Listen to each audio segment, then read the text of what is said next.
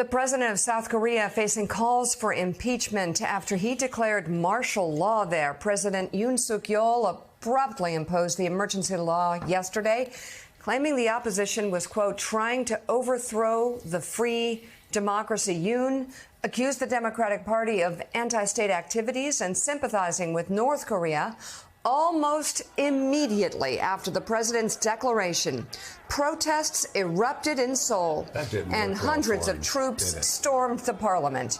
The National Assembly quickly voted to rescind the martial law, calling it invalid. The president then lifted the order, bending to political pressure. Now, South Korean lawmakers have submitted articles of impeachment against the president and are calling for his resignation. The country's defense minister has already offered to step down. Admiral Stavridis, that was quick. There is so much here to talk about. First, very chilling that an ally of the United States, somebody as important to the United States, would fall this way. Would fall this way, but also, of course, very encouraging on how quickly the pro-democracy forces pushed right back almost immediately. So I'd love to have your take about this and also explain to Americans waking up this morning just how important South Korea is.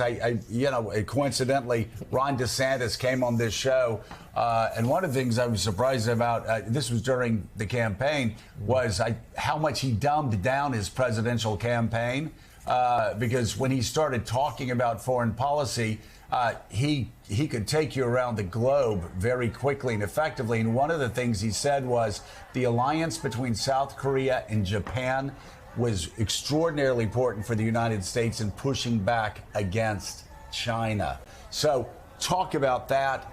Talk about what you saw yesterday and what we should be taking away from it in America. Let's start with alliances in the Pacific. You know, we don't have a NATO in the Pacific, obviously. But what we do have is a series of vital bilateral nation-to-nation alliances.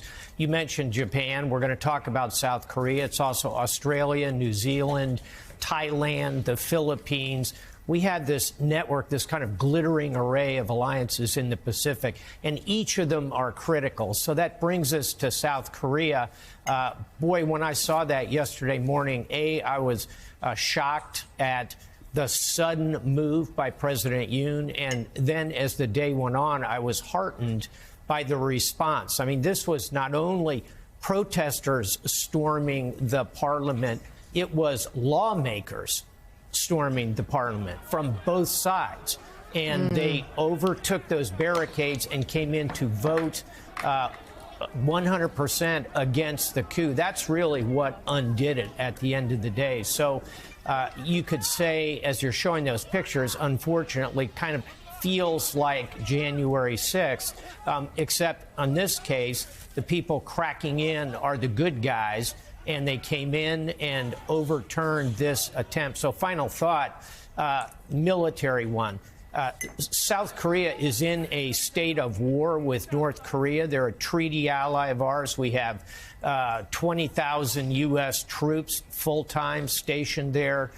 We have thousands of troops also up in Japan. The United States has a big stake in all this. Yesterday was a good day for democracy and a good day for our alliances. Richard.